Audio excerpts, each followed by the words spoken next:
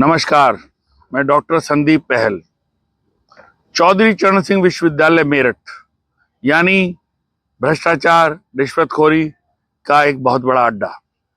चौधरी चरण सिंह विश्वविद्यालय पर यह मुहावरा बिल्कुल सटीक बैठता है कि जब बाड़ी खेत को खाने लगे तो खेत का हश्र क्या होगा।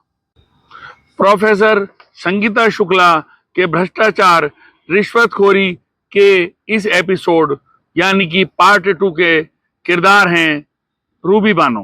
रूबी बानो को ग्वालियर की रहने वाली बताया गया है।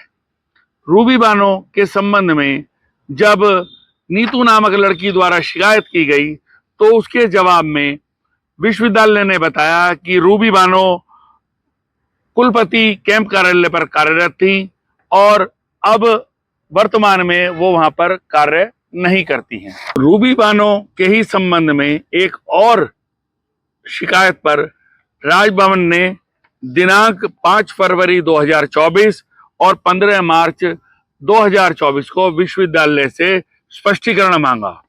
इस स्पष्टीकरण के उत्तर में विश्वविद्यालय ने दिनांक 31 मार्च 2024 को बताया कि विश्वविद्यालय में आउटसोर्सिंग कंपनी के माध्यम से 2 माह के लिए रूबी बानो को कंप्यूटर ऑपरेटर रखा गया था।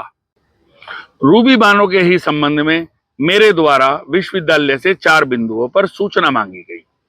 इसके अंदर मैंने डिमांड लेटर विभाग का, साथ में उस डिमांड लेटर पर जो है कार्य परिषद द्वारा उसकी संस्तुति, उसके बाद रूबी बानो को रखा जाना, रूबी बानो को किस विभाग में रखा गया, रूबी बानो का जो मस्ट रोल था, अटेंडेंस था, उसको किसने वेरीफाई किया, और उसके अंतिम 3 माह का मैंने मस्ट रोल अटेंडेंस की वेरिफिकेशन के संबंधित अभिलेख मांगे।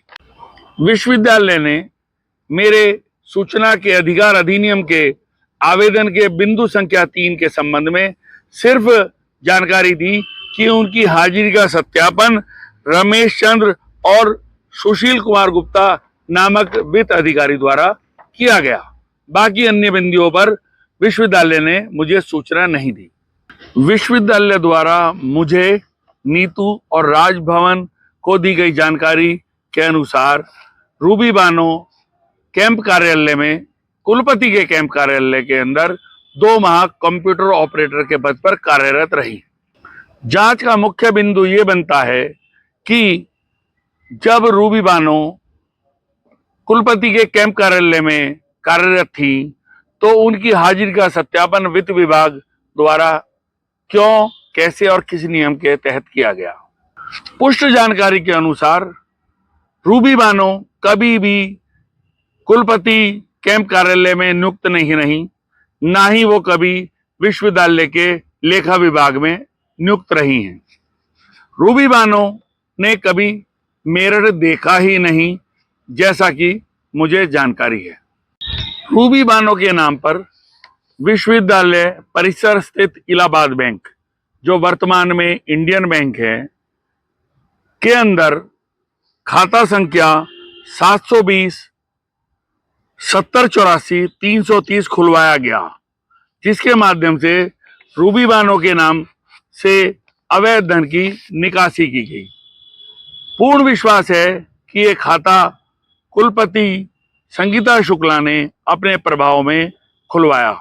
मेरे द्वारा जुटाए गए साक्ष्यों के अनुसार परिसर के इंडियन बैंक से दिनांक 5/7/2022 को रूबी बानो के खाते से 53,500 रुपए निकाले गए तथा दिनांक 10/12/2022 को 36,000 रुपए निकाले गए, जो लगभग 1 लाख रुपए के आसपास बैठते हैं। विश्वविद्यालय द्वारा दिए गए उत्तर के हिसाब से अगर हम मान भी लें कि रूबी बानो विश्वविद्यालय में 2 माह कार्यरत रही, तो क्या 2 महीने कार्यरत रहने की तनख्वाह जो कि आउटसोर्सिंग से रही हो 50,000 रुपए माह के आसपास हो सकती है क्या? जबकि विश्वविद्यालय में ही कंप्यूटर ऑपरेटर आउटसोर्सिंग के माध्यम से लगभग 20,000 रुपए प्रति माह पर रखे गए हैं, रखे हुए हैं। रूबी बानो कभी मेरठ नहीं आई, इस बात की पुष्टि उनके मोबाइल नंबर की लोकेशन से की जा सकती है। उनका मोबाइल नंबर उनके बैंक खाते से लिया जा सकता है।